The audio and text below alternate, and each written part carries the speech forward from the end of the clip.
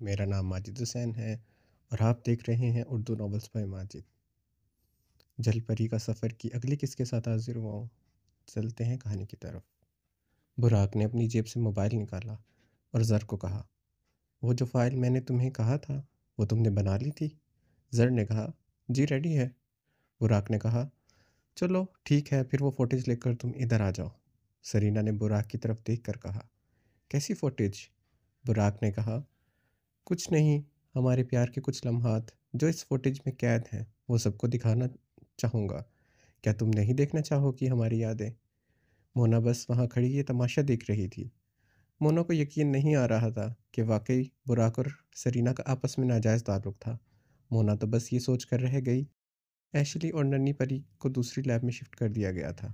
इनका तबादला दूसरी लैब में करके डॉक्टर इस नीले मादी की जानकारी के बारे में जद्दोजहद कर रहा था। डॉक्टर ने मादा पर बहुत ज़्यादा इस मादा पर बहुत सारे टेस्ट किए, लेकिन बहुत से टेस्ट करने के बावजूद भी ये मालूम ना कर सका कि आखिर इसमें ऐसी कौन सी ताकत है कि जल परियों जो जल परियां किसी भी इंसान को अपने काबू में कर सकती हैं, इनके हवासों को अपने काबू में कर सकती हैं। डॉक्टर को अब बहुत ज़्यादा गुस्सा आ रहा था। वो पिछले 3 घंटों से इसी चीज़ के बारे में सर्च कर रहा था, लेकिन कोई भी सिरा इसके हाथ नहीं आ रहा था। डॉक्टर ने गुस्से में वो टेस्ट प्लेट्स फेंक कर मारी और फिर नन्ही जल परी की तरफ गया और ज़ोर ज़ोर से कहने लगा, बताओ मुझे, बताओ तुम लोग कैसे कैसे कर लेते हो ये सब, मुझे बताओ। एशली जो नीम बेहोशी की हालत में थी और नन्ही जल परी जो कि बेहोश थी। एशली नीम बेहोशी की हालत में हल्की हल्की आंखें खोले डॉक्टर को देखकर मुस्कुरा दी और बोली, तुम ऐसे ही मरोगे, तड़प तड़प के मरोगे। मेरी बहन तुम्हें जान से मार डालेगी। देखना, वो आएगी, तुम्हें मार देगी और हमें यहाँ से ले जाएगी। डॉक्टर ने जैसे ही एशली की बात सुनी तो इससे बहुत ज़्यादा गुस्सा आ गया और इसने एक सिलेंडर मारकर ननी जलपरी के कांच को तोड़ दिया। ननी जलपरी ज़मीन बोस हो गई और कांच का सारा पानी गिर गया। हर तरफ कांच ही कांच हो गया। नहीं नहीं, खबरदार जो इसे कुछ किया। डॉक्टर ने कहा, तुम्हारे बहुत ज़्यादा दांत निकल रहे हैं। तुम अपनी इस सतह पर मुस्कुरा रही हो कि मैं तुम्हारे बारे में कुछ खास इन्फॉर्मेशन नहीं ढूंढ सका। वो जलाल में आ चुका था। डॉक्टर ने फर्श पर पड़ा कांच का एक टुकड़ा उठाया और नन्ही जलपरी की गर्दन पर फेर दिया। नन्ही जलपरी, जिस पर बहुत से एक्सपेरिमेंट किए गए थे, वो वैसे ही कमज़ोरी की हालत में बार बार बेहोश हो जाती थी और अब तो बेचारी की ज़िंदगी ही परवास कर चुकी थी। डॉक्टर ने अपने गुस्से की आड़ में नन्ही जलपरी को मौत के घाट उतार दिया। एशली ने जब ये देखा तो ज़ोर से चीखी और बोली, तुमने ये अच्छा नहीं किया। एशली को एकदम बहुत गुस्सा आ गया। इसकी आंखें गहरी नीली हो गईं। एशली ने अपनी मुट्ठी ज़ोर से बंद की और इतनी ज़ोर से चीख मारी कि वो कांच का जार फट गया। जार फटते ही एशली ज़मीन पर गिरी। एशली बेख्तियार नन्ही जलपरी की तरफ बढ़ी। नन्ही जलपरी का सर अपनी गोद में रखा, जबकि डॉक्टर ने जब से एशली को बाहर आते देखा तो खुद एक टेबल के पीछे छुप गया। एशली ने जब देखा नन्ही जलपरी मर चुकी है, एशली गुस्से से पागल हो गई और आपे से बाहर हो गई। इसे काबू करना अब नामुमकिन सी बात थी। जलपरी का गुस्सा अभी तक डॉक्टर ने नहीं देखा था। एशली ने ज़ोर ज़ोर से चिल्लाना शुरू कर दिया। डॉक्टर को ऐसा लग रहा था इसके कान के पर्दे फट जाएंगे। एशली ने अपनी पूंछ मारकर पूरी लैब को तोड़ फोड़ कर तबाही मचा दी। वो डॉक्टर को ढूंढ रही थी। डॉक्टर जो चुप चुप कर साइड से निकल रहा था। एशली की नज़र डॉक्टर पर पड़ गई। एशली ने अपनी पूंछ मारकर इस टेबल को भी गिरा दिया। अब डॉक्टर अपने हाथ ऊपर किए खड़ा हो गया और कहा, मुझे मत मारो। एशली ने कहा, तुमने अच्छा नहीं किया। इस जलपरी को मार के तुम्हें इसकी सज़ा मिलेगी और ज़रूर मिलेगी। तुम्हें भुगतना पड़ेगा वो हर दर्द जो तुमने हमें दिया। डॉक्टर ने कहा, नहीं, तुम मुझे नहीं मार सकती। अगर तुमने मुझे मार दिया तो तुम्हें तुम्हारी बहन का पता कौन देगा? एशली ने कहा, मेरी बहन का पता? डॉक्टर ने कहा, हाँ, तुम्हारी वो बहन, वो हमारे ही कब्ज़े में है। अगर तुम मेरी जान बख्श दोगी तो मैं तुम्हें तुम्हारी बहन की जान बख्श दूंगा। डॉक्टर ने एशली से झूठ बोला और फिर आहिस्ता आहिस्ता पीछे की तरफ होता गया और एशली आगे की तरफ और कहा, बताओ, बताओ मुझे, मेरी बहन कहाँ है? डॉक्टर ने कहा, तुम जिधर खड़ी हो इधर ही खड़ी रहो। एशली ने कहा, नहीं, मुझे पहले बताओ मेरी बहन कहाँ है? क्या किया तुमने इसके साथ? डॉक्टर ने खबासत से मुस्कुराते हुए कहा, कुछ ज़्यादा नहीं, जो तुम्हारे साथ किया है, वही उसके साथ किया है। अगर तुम चाहती हो कि तुम्हें तुम्हारी बहन ज़िंदा रहे, तो तुम मुझे यहाँ से जाने दो। एश्ली ने कहा, हरगिज़ नहीं। क्या तुमने मुझे बेवकूफ़ समझ रखा है? ये कहते हुए एश्ली ने अपनी पूँछ डॉक्टर को मारी, तो डॉक्टर जाकर सीधा दीवार में लगा और कैबिनेट पर इसका सर लगा। कैबिनेट पर जो गन पड़ी थी, वो डॉक्टर के पास गिरी। डॉक्टर की नज़र जैसे ही गन पर पड़ी, तो इसके दिमाग में एक आइडिया आया। मैं झूठ नहीं बोल रहा हूँ। तुम्हारी बहन हकीकत में मेरे कब्ज़े में है और मुझे लगता है तुम अपनी बहन से मोहब्बत नहीं करती हो। डॉक्टर दसर डॉक्टर दरअसल एश्ली को बातों में लगाकर इसका ध्यान भटकाना चाहता था, और जैसे ही एश्ली का ध्यान इसकी बहन की तरफ गया, तो डॉक्टर ने जल्दी से गन उठाकर एश्ली को शूट कर दिया। गोली सीधी एश्ली के दिल में लगी और एश्ली खूनखार नज़रों से डॉक्टर को देखने लगी। फिर आहिस्ता आहिस्ता इसके पूरे जिस्म पर नीले रंग की रगें उभरना शुरू हो गई और एश्ली के हाथ मुड़ना शुरू हो गए। एश्ली की गर्दन इधर उधर झटके खाने लगी। इसका जिस्म हचकोले खाने लगा। फिर वो ज़मीन बोस हो गई। ज़र हाल में पहुंच चुका था। ज़र ने अंदर दाखिल होते ही सीधा बुराक की तरफ राह ली और वह फाइल बुराक के हाथ में थमा दी। बुराक ने वह फाइल और चिप मीडिया के सामने लहराई। ये है आप सब लोगों के सवालात के जवाबात। मीडिया आपस में चहमगोया करने लगा और गुफ्तगू करते हुए तमाम कैमरों के रुख बुराक की तरफ कर दिया और कहा, क्या है ये मिस्टर बुराक, आप बताना पसंद करेंगे? सरीना भी अब घबरा रही थी। सरीना को इस चीज़ का इल्म नहीं था कि इसकी पोल इतनी आसानी से खुल जाएगी। सरीना, जो कि बुराक पर झूठा इल्ज़ाम लगाकर और इसके बच्चे की प्रेगनेंसी का दावा कर रही थी, वो सब गलत था और झूठ था। सरीना ने तो सोचा था इस पर मॉरलिस्ट का केस होगा और फिर बुराक को जेल हो जाएगी। इतने में सरीना इस पर प्रेशर डालकर मोना से तलाक करवाएगी और फिर खुद निकाह कर लेगी। लेकिन सरीना का खेल तो शुरू होने से पहले ख़त्म हो चुका था। इसके बने बनाए प्लान्स पर पानी फिर गया। सरीना अब वहाँ से 9-2-11 होने का सोच रही थी। ये तो सारा पांसा ही पलट गया। बुराक ने मीडिया को वो फुटेज दिखाई जिस दिन सरीना इसके ऑफिस आई थी और बुराक ने इसे धक्का देकर गिराया था, और इसमें ऐसे और भी वीडियोस थी जिसमें सरीना अपनी मोहब्बत का इकरार कर रही थी और बुराक हमेशा से इसको रोकता आया था। और फाइल में बुराक की कॉल रिकॉर्ड दिखाई गई जिसमें बुराक ने आज तक एक भी फ़ोन सरीना को नहीं किया था। इक्का दुक्का फ़ोन कॉल्स थी, लेकिन वो कोई ज़्यादा लंबी बातचीत नहीं थी।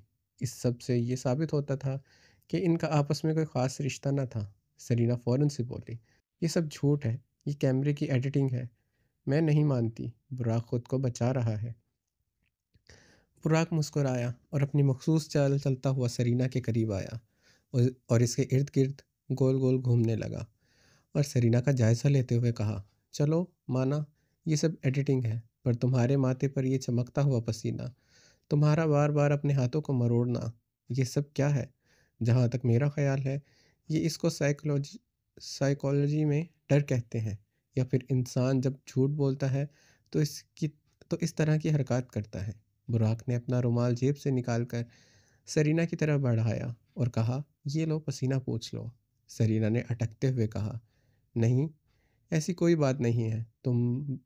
तुम मुझे डरा रहे हो, खौफज़दा करने की कोशिश कर रहे हो, और लोगों के सामने तुम मेरे साथ ऐसा नहीं कर सकते। सरीना माथे का पसीना काँपते हाथों से साफ करते बोली। अब तो सरीना के हाथ काँप रहे थे। चले, ये तो एडिटिंग है। मैडम के ब्लड सैंपल्स ले लें, पता लग जाएगा कि वो प्रेग्नेंट थी कि नहीं। आजकल साइंस तो इतनी जदीद हो गई है, ये भी बता सकती है कि इनके किस किस के साथ नाजायज़ रिश्ते हैं। सरीना ने कहा, ख़बरदार जो मुझ पर गलत इल्ज़ाम लगाया। तो बुराक ने कहा, क्या तुम्हारा मेरा नाजायज़ रिश्ता नहीं था? सरीना चुप हो गई और बोली, मैं सच कह रही हूँ। बुराक ने कहा, फ़िलहाल मेरा ये वेडिंग रिसेप्शन चल रहा है, तो मैं इस तरह की मदाखलत बर्दाश्त नहीं कर सकता। अगर आप लोगों को कोई मसला है तो कल इस बारे में बात कीजिएगा। मीडिया वालों में से एक लड़की बाहर आई और बोली, मैडम, आप हमें अपना ब्लड सैंपल दे दें, हम आपके साथ हैं। सरीना घबराने लग गई, बोली, नहीं, मैं अपना ब्लड सैंपल नहीं दूंगी। मीडिया वालों ने बोला, अगर आपको अपना ब्लड सैंपल तो देना पड़ेगा, नहीं तो हकीकत का खुलासा कैसे होगा? सरीना वहाँ से 2 कदम पीछे की तरफ लेते बोली, नहीं, मैं नहीं दूंगी। 1-2 रिपोर्टर्स ने आकर सरीना को बाजू से पकड़ लिया और दूसरी रिपोर्टर ने ज़बरदस्ती इसके ब्लड सैंपल ले लिए। फारस और बिया ने नफ़रत की निगाह से इसकी तरफ देखा। ये आप सब लोग अच्छा नहीं कर रहे। मैं कंप्लेन करूंगी आप लोगों के खिलाफ। मीडिया वालों ने कहा, ये किसी की इज्जत और ज़िंदगी का सवाल है। इस सवाल को ऐसे तो ख़त्म नहीं कर सकते। आखिर आपने इतनी बड़ी बात का दावा किया है, और वो झूठा है या सच्चा, ये सारी दुनिया जानना चाहेगी, क्योंकि बुराक इस्माइल गौरी खान को आज तक किसी भी लड़की में इन्वॉल्व नहीं देखा गया, और ना ही इनके बारे में कभी कोई ऐसी अफवाह उड़ी है। आप पहली हैं जो दावा कर रही हैं, तो हमें इस चीज़ का पुख्ता सबूत चाहिए। जब आपका दावा इतना बड़ा है, तो सबूत भी पक्के से पक्का होना चाहिए।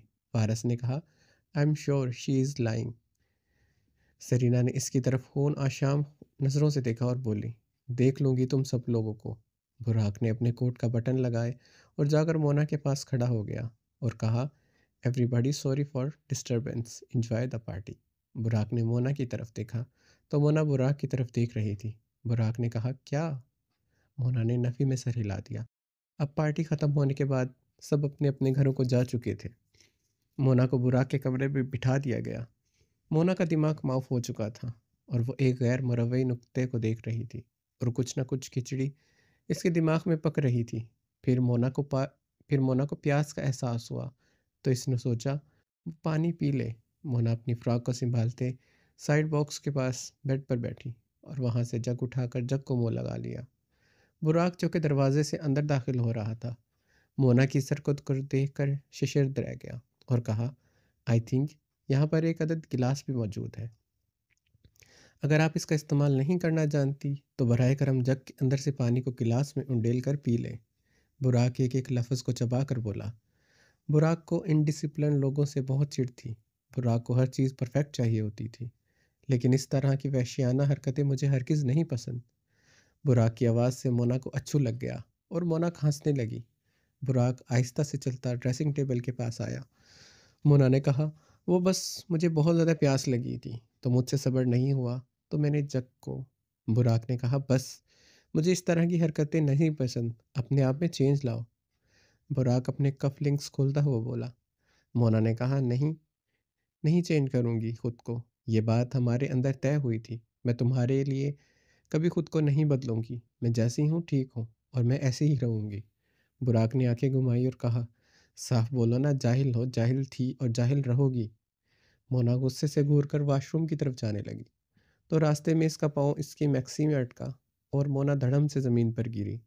तो बुराक ने मोना की तरफ देखा और चलता हुआ पंजों के बल मोना के करीब बैठा और बोला, जो बीवियां अपने शोहरों के आगे ज़बान चलाती हैं, अल्लाह इन्हें ऐसे ही सज़ा देता है। बेहतर रहेगा मेरे आगे अपना मुंह बंद रखा करो। और ये कहकर वो खुद वॉशरूम में चला गया और मोना बस घूरती रह गई। सरीना अपने कमरे में बैठी मुसलसल सोच रही थी, जो कारनामा वो सर अंजाम देकर आई थी, अगर इसके पापा को पता चल गया तो इसके पापा इसका गला दबा देंगे। इन्हें अपनी औलाद से ज़्यादा अपनी इज्जत अजीज़ थी। सरीना अपनी जगह से खड़ी हुई और टेंशन के मारे इधर उधर चक्कर काटने लगी। इतने में सरीना की माँ की आवाज़ आई, सरीना, सरीना ये देखो। सरीना को तो सांस ही खुश्क हो गया। अपनी माँ की आवाज़ सुनकर सरीना ने खुद को बाथरूम में लॉक कर लिया और इसके हाथ पांव कांपने लगे। सरीना मीडिया के सामने इतना बड़ा तमाशा करके आई थी। अब जाहिर है ये कोई बात छुपनी तो नहीं थी, जितनी हो सकती थी इतनी ही फैलती। मीडिया एक की चार चार लगाकर मिर्च मसाले के साथ लोगों के आगे तमाम वाक़यात पेश कर रहे थे। सरीना की माँ इसके कमरे का दरवाज़ा ज़ोर ज़ोर से बजाने लगी। सरीना जल्दी आओ, तुम्हें कुछ दिखाना है। सरीना ने कहा, मॉम प्लीज़ मुझे बचा लें, मुझसे बहुत बड़ी गलती हो गई है। मैंने गुस्से में आकर बहुत बड़ा अपना नुकसान कर दिया। सरीना की माँ ने इसे हौसला दिया और कहा, बेटा एक बार बाहर तो आओ, पास बैठोगी तो कोई ना कोई हल निकाल लेंगे। सरीना ने बाथरूम का दरवाज़ा खोला और फिर कमरे का। इसकी माँ ने सरीना के मुंह पर ज़ोर से थप्पड़ मारा। इस ज़िंदगी में पहली बार था कि इसकी माँ ने इस पर हाथ उठाया था। सरीना को कहा, क्या ज़रूरत थी इतना बड़ा तमाशा करने की? पूरी मीडिया तुम्हारी कहानी सबको सुना रही है। मम्मा मुझे समझ नहीं आ रही थी कि बुराक को मेरे प्लान के बारे में कैसे पता लगा। अगर बुराक को मेरा प्लान का ना पता होता तो वो इतनी जल्दी सबूत कैसे इकट्ठे कर सकता था? मुझे ये चीज़ समझ नहीं आई मम्मा। मुझसे बहुत बड़ी गलती हो गई। मुझे पापा से बचा लें। मम्मा प्लीज़ मुझे बचा लें। सरीना की आवाज़। सरीना की माँ सरीना का हाथ पकड़कर इसे कमरे के अंदर ले गई और बेड पर बिठाया और कहा, क्या वो ब्लड टेस्ट रिपोर्ट आ गई है? सरीना ने नफ़ी में सर हिला दिया।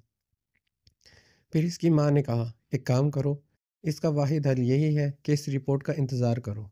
इसमें कुछ भी शो नहीं होगा क्योंकि तुम कभी प्रेग्नेंट हुई ही नहीं, तो इससे तुम्हारी बदनामी कम होगी और ये बात भी साफ पता चल जाएगी कि तुम्हारा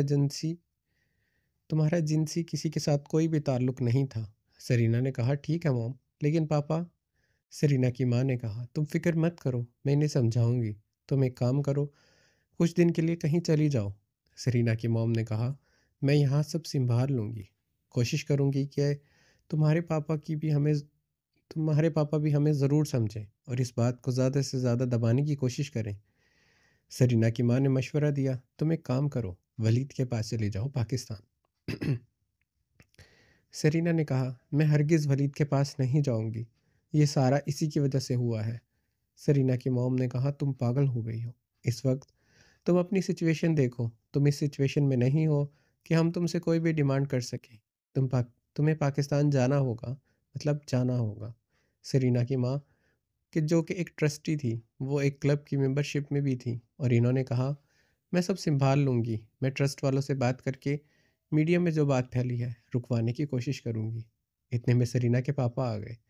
सरीना के पापा आए तो सरीना की माँ ने कहा, तुम जल्दी जल्दी अपना सामान पैक करो और तुम अपने पापा की नज़रों से दूर रहना। मैं इन्हें अपने तरीके से समझाऊंगी। सरीना ने कहा, ठीक है, जब तक मैं पैकिंग कर लेती हूँ। सरीना की माँ चौधरी साहब के पास गई तो देखा चौधरी साहब के सर पर पट्टी बंधी हुई है। सरीना की माँ ने पूछा, यह आपके सर पर क्या हुआ है? चौधरी साहब ने कहा, कुछ नहीं हुआ, बस थोड़ी सी चोट लग गई थी। सरीना की माँ फिक्रमंद होने लगी और बोला, आपको मेडिसिन लेनी चाहिए। सरीना के बाप ने इ- माँ की तरफ देखा और बोला, मैं रद्दी वाला नहीं हूँ, जाहिर है मैं एक डॉक्टर हूँ और बेहतर तरीके से जानता हूँ कि किस वक्त मुझे क्या करना है। सरीना की माँ ने थोड़े कड़क लहजे में कहा, मुझे लगता है चौधरी साहब दिन ब दिन आपके पड़ लगते जा रहे हैं। चलो बच्चों के सामने तो सही, लेकिन अकेले में खबरदार जो मुझसे इस लहजे में बात की। आप जानते हैं ना, ये तमाम पैसा मेरा है और ये तमाम दौलत मेरी मलकियत है। आपके पास कुछ भी नहीं, सिवाय इस नाम के कि आप एक साइंटिस्ट हैं। अब सीधे तरीके से बताएं, ये चोट कैसे लगी और क्या वो जलपरी ठीक है? मुझसे गलती मुझसे गलती से आज छोटी जलपरी का कत्ल हो गया है। मैंने गार्ड से कहकर इसकी लाश समंदर में फिकवा दी है। और बड़ी जलपरी, वो जलपरी बिल्कुल ठीक है। आज इसने मुझ पर हमलावर होने की कोशिश की, लेकिन मैंने इसे पॉइजन गन से शूट कर दिया। पहले तो मैं डर गया कि वो मर चुकी है, लेकिन फिर जब इसके टेस्ट किए तो अंदाज़ा हुआ कि इंसानी जहर इस पर असरअंदाज नहीं करेगा, क्योंकि वो समंदर में रहने वाली मखलूक है। समंदर में इंसानी दुनिया से ज़्यादा जहरीली चीज़ें पाई जाती हैं। सरीना की माँ मुस्कुराई और कहा, मुझे भी आपको कुछ बताना है। डॉक्टर ने सरीना की माँ की तरफ देखा तो वो गोया हुई कि सरीना से एक बहुत बड़ी गलती हो गई है। आप तो जानते हैं कि सरीना मुझे अपनी जान से भी ज़्यादा अजीज़ है, लेकिन इसका दिन ब दिन बिगड़ता हुआ लहजा, ये चीज़ें मुझे बहुत चुभती हैं। इसीलिए मैंने ही आपको इस पर सख्ती करने का कहा है, लेकिन आप कभी कभार खुद को औकात से ज़्यादा बाहिर होकर सख्त फैसले कर देते हैं। बराए करम आइंदा अपनी औकात याद रखिएगा। और सरीना से जो गलती हुई है वो ये है कि इसने मीडिया के सामने बुराक से मोहब्बत का एतराफ़ किया। बाकायदा इसने मीडिया के सामने दावा किया और कि वो बुराक के बच्चे की माँ बनने वाली है, लेकिन इसका मिसकैरेज हो चुका है। डॉक्टर ने फिर सवालिया नज़रों से सेरिना की माँ की तरफ देखा। आप तो जानते हैं बुराक से मुझे कितनी नफ़रत है और मेरी बेटी दिन ब दिन इसके और करीब तरीन होती जा रही है, जो कि ये चीज़ मुझे हरगिज़ बर्दाश्त नहीं। इसीलिए मैंने सरीना को मशवरा दिया है कि वो कहीं दूर चली जाए और मैंने इसे पाकिस्तान भेजने का फ़ैसला किया है, वलीद के पास। डॉक्टर ने कहा, आपकी तो इतनी सोर्सेज हैं, आप ये न्यूज़ 1 मिनट में बंद करवा सकती हैं, तो फिर ड्रामा करने की क्या ज़रूरत है? सरीना की माँ ने खूनखार नज़रों से इनकी तरफ देखा और तंजिया लहजे में कहा, अकल तो आपके अंदर खासी कम है। सरीना के वालिद ने अपनी बीवी की तरफ देखा, जो लोगों की नज़रों में तो इनसे ऐसे डरती थी जैसे वो बहुत कोई नेक औरत है, और डॉक्टर जालिम शोहर। लेकिन हकीकत में डॉक्टर को वो अपनी उंगलियों पर लेकिन हकीकत में डॉक्टर को वो अपनी उँगलियों के इशारे पढ़ना चाहती थी।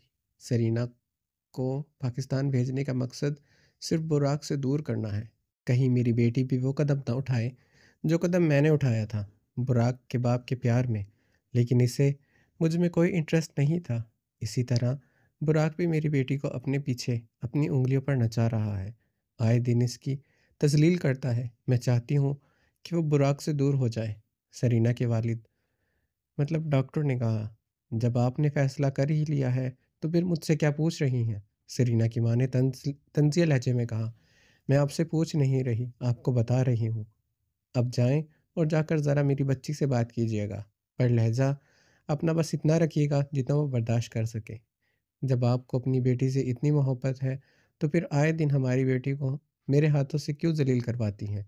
सेरेना की माँ ने कहा, "ये भी ज़रूरी है। मैं सरीना से मोहब्बत करती हूँ। मेरा दिल नहीं मानता इस पर सख्ती करने को। लेकिन आज वो जो बिगड़ती जा रही है, कोई ना कोई डर इसके दिल में होना चाहिए। किसी का तो डर इसके दिल में होना चाहिए ना। और वैसे भी आप इसके बाप हैं। बाप की इज़्ज़त औलाद के दिल में होनी चाहिए और ये इज़्ज़त मैंने दी है आपको। उम्मीद करती हूँ अपनी इज़्ज़त इसी तरह कायम रहने देंगे। आप मुझे डबल क्रॉस नहीं करेंगे। उम्मीद करती हूँ।" डॉक्टर उठे और बस सर को असबात में हिला दिया। बुराक शावर लेकर बाहर आया तो देखा मोना बेड पर मुंह फुलाए बैठी है। बुराक ने कहा, "क्या हुआ? ऐसे क्यों बैठी हो?" और जाकर ड्रेसिंग के सामने खड़ा हो गया। बुराक ब्रश उठाकर अपने बालों में फेरने लगा। मोना ने बुराक की तरफ देखा और फिर कोई जवाब नहीं दिया। बुराक 1 मिनट तक इसके बोलने का इंतज़ार करता रहा और फिर इसकी तरफ रुक करके बोला, "आखिर तुम्हारे साथ मसला क्या है? कुछ ब, कुछ बताना पसंद करेंगी कि आप मोहतरमा अभी तक ऐसी क्यों बैठी हैं?" मोना ने कहा, "मैं आपसे बात नहीं कर रही हूँ, तो ख्वामखा बीच में अपनी टांग मत अड़ाएं, बेहतर रहेगा।" बुराक को इसके लहजे में बहुत ज़्यादा गुस्सा नज़र आया। बुराक ने बगैर कुछ कहे मोना का बाजू पकड़ा और अपनी तरफ खींचा। मोना एक झटके से खड़ी हो गई। बुराक बेनियाजी से इससे खड़ा करके जाकर अपने बेड पर लेट गया। बुराक बेनियाजी से इसे खड़ा करके जाकर अपने बेड पर लेट गया और आंखें मूंद गया। मोना दरअसल बेड पर मुंह फुलाए इसलिए बैठी थी। मोना ने पूरी अलमारी और ड्रेसिंग रूम देख लिया था। इसे कहीं पर भी अपने कपड़े नहीं मिल रहे थे। यकीनन बिया और मेलिसा इसके कपड़े रखना भूल गई थी। मोना को बिया की लापरवाही पर गुस्सा आ रहा था और दिल में सोचा, मुझे इस कमरे में भेजने का शौक था, लेकिन मेरे कपड़े रखने का नहीं। मोना ने गुस्से से कहा, "ये क्या बदतमीज़ी है?" बुराक ने कहा, "मेरी मर्ज़ी। अब मेरा सर ना खाओ। प्लीज़ लैंप ऑफ कर जाना। मुझे खामोशी में सोने की आदत है। खुद जहाँ जगह मिले सो जाना, पर इस बेड की तरफ मत देखना।" बुराक तो सो गया था, पर मोना इस ड्रेस से बहुत ज़्यादा तंग थी। मोना ने सोचा, क्यों ना बुराक के ही कपड़े पहन लिए जाए। वैसे तो बुराक के कपड़े मोना को बड़े थे, पर मोना ने कहा, "एडजस्ट कर लूँगी मैं।" मोना ने बुराक का वार्डरोब खोला और इसमें से एक शर्ट, हुडी टाइप और ट्राउज़र निकाल लिया। मोना ने शावर लेकर बहुत मुश्किल से वो ड्रेस उतारा और बुराक के कपड़े पहन लिए। मोना तो इन कपड़ों में बिल्कुल छुप चुकी थी। लेकिन मोना को इस वक्त सोने का कोई भी इरादा नहीं था। मोना बाथरूम से बाहर आई और अपने बाल को टॉवल में लपेट कर बुराक की तरफ बढ़ी और देखा कि बुराक सो रहा है या जाग रहा है। मोना ने जब अच्छे से तस्दीक कर ली कि बुराक गहरी नींद में चला गया है, तो मोना ने बाहर की तरफ राह ली। मोना ग्लास वॉल से पोल वाली साइड से निकलकर बहुत एहतियात से दीवार फलांग कर मेंशन से निकल चुकी थी। मोना अपने दिमाग के ज़रिए अपनी बहन से रब्ता करने की भरपूर कोशिश कर रही थी और मोना को कुछ कुछ अंदाज़ा हो चुका था कि इसकी बहन कहाँ है। मोना अपनी आंख बंद किए सारा ध्यान अपनी बहन को ढूंढने में लगाई। वहाँ से जा रही थी। मोना अलग अलग जगहों से गुजर रही थी। मोना ने महसूस किया कि वो अपने घर से बहुत दूर एक गुंजान जगह पर आ चुकी है। तो मोना ने आंखें खोली तो सामने एक लैब थी, लेकिन इस लैब का तो काम चल रहा था। मोना को कुछ समझ नहीं आया कि वो यहाँ कैसे आई है। वो तो बस अपनी बहन को ढूंढने की कोशिश में जेटी थी। मोना ने हुडी की टोपी अपने सर पर पहन ली और इर्द गिर्द का जायज़ा लेने लगी। मोना को यहाँ से अपनी बहन की होने वाली वाइब्स आ रही थी। वहाँ पर कुछ गार्ड भी तैनात किए गए थे। मोना बहुत ही खामोशी के साथ इर्द गिर्द का जायज़ा ले रही थी। तभी एक गार्ड मोना की तरफ आया और इसे बाजू से पकड़ लिया और पूछा कि तुम कौन हो और यहाँ क्या कर रही हो। वहाँ पर बैठे तमाम गार्ड्स ड्रिंक कर रहे थे। वो भी मोना की तरफ मुतवज्जह हो गए। इस जगह पर आना मना है। कौन है आप? इस गार्ड ने मोना से पुर्तगाली ज़बान में पूछा। मोना ने कैब के अंदर से ही इसकी तरफ देखा और बगैर कुछ बोले वहाँ से जाने लगी। लेकिन इस गार्ड ने फिर से मोना की कलाई पकड़ी और बोला, मेरे सवाल का जवाब दें। आप यहाँ क्या लेने आई हैं? क्योंकि ये एरिया बैन है और इस एरिया में दूर दूर तक कोई भी नहीं रहता। ये एक ऐसी लैब थी जो जंगल के बीचों बीच बनाई गई थी। अब वहाँ पांचों गार्ड्स आ चुके थे और मोना को घेर लिया था। इन गार्ड्स की नीयत मोना पर ख़राब हो चुकी थी। मोना ने इनको बोलना मोना ने इनको बोला, मुझे जाने दो। इन्होंने कहा, इतने दिनों बाद कोई हसीना हमें मिली है और अब ऐसे ही जाने दें? क्या दिमाग ख़राब है?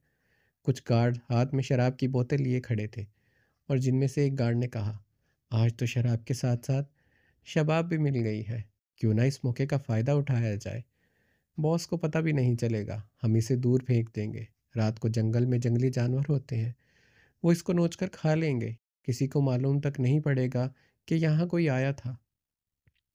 अगर आया भी था तो कहाँ गया? मोना घबरा गई और फिर बोली, छोड़ो मुझे जाने दो।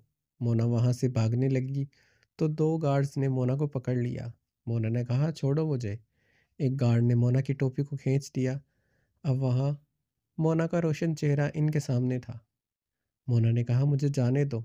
तुम लोग मैं तुम लोगों को मारना नहीं चाहती, छोड़ दो मुझे। एक लड़का बोला, अबे यार, ये तो सीरियल किलर वाली बातें कर रही है। चलो देखते हैं इसमें कितनी ताकत है। मोना ने कहा, खबरदार, जो मुझे हाथ भी लगाया बहुत पछताओगे। इन दो गार्ड्स ने मोना की बात नहीं सुनी और मोना की तरफ बढ़ने लगे। मोना ने एक गार्ड को अपने बाजू से झटका देकर दूर फेंका और दूसरे गार्ड का गला पकड़ लिया और कहा, मैं अभी भी कह रही हूँ, मुझे जाने दो। और एक गार्ड ने कहा, पकड़ो, पकड़ो इस लड़की को, जाने ना पाए। मोना ने जिस गार्ड की गर्दन को पकड़ा था, इसे वहीं फेंक कर वहाँ से भागने लगी तो गार्ड भी खांसता हुआ इसके पीछे आ गया। मोना के दिल में ये बात आई, इंसान बेवफा होते हैं। तुम ये चीज़ हमेशा याद रखना। ये मज़लूम हरगिज़ नहीं है, जालिम है। तुम क्यों इनसे भाग रही हो? लड़ो, इनका मुकाबला करो, ताकि इनको भी पता चले कि किसी के साथ ऐसा रवैया इख्तियार करने का क्या नतीजा होता है। मोना वहाँ पर चुप करके खड़ी हो गई। मोना का रुख दूसरी तरफ था, जबकि गार्ड इसके पीछे आ रहे थे।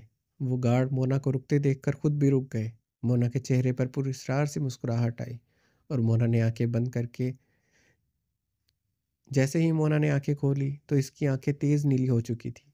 मोना के जिस्म से एक तेज़ रोशनी निकली और मोना का पूरा वजूद जलपरी में बदल गया। गार्ड सब देखकर हैरान और हक्का बक्का रह गए। ये क्या एशली के अलावा कोई और जलपरी है? मोना ने जैसे ही पलट कर देखा तो गार्ड घबराने लगे और भागने लगे। मोना इनकी तरफ देखकर मुस्कुराई तो इन सब गार्ड्स के पांव ज़मीन में धंसने लगे और वह तमाम गार्ड्स गिर गए और कुछ खड़े रहे। हर कोई अपने पाँव निकालने की कोशिश कर रहा था, लेकिन ऐसे लग रहा था जैसे इनके पाँव ज़मीन में फंस चुके हैं। वो अब नहीं निकलेंगे। मोना ने कहा, मेरे आने से पहले यहाँ से भाग जाओ, नहीं तो बहुत दर्दनाक मौत दूंगी।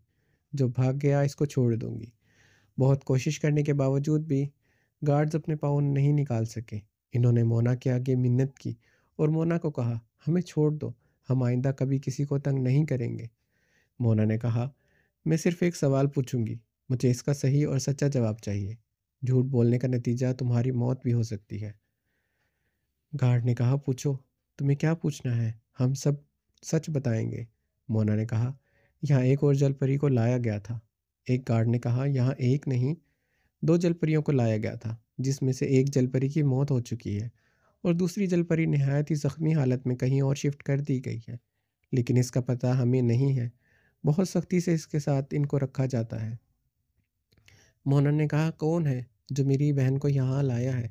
एक गार्ड ने कांपते कांपते हाथ से एक गार्ड ने कांपते कांपते कहा, डॉक्टर।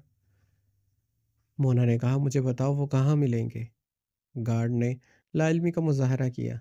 मोना ने सारे गार्ड्स की तरफ नज़र घुमाई तो बाकी गार्ड्स ने भी लाइलमी का मुजाहरा किया और कहा, हमें ऐसी चीज़ का नहीं पता, हम तो बस यहाँ की हिफाजत करते हैं। कहानी जारी है, इसका बकिया हिस्सा अगली किस्त में पढ़ेंगे। और अगर आपको ये कहानी अच्छी लगी है तो इसे लाइक कर दें, अपने दोस्तों के साथ शेयर करें और हमारे चैनल को सब्सक्राइब कर लें। मिलते हैं अगली किस्त में। अपना बहुत सारा ख़्याल रखिएगा। अल्लाह हाफ़िज़।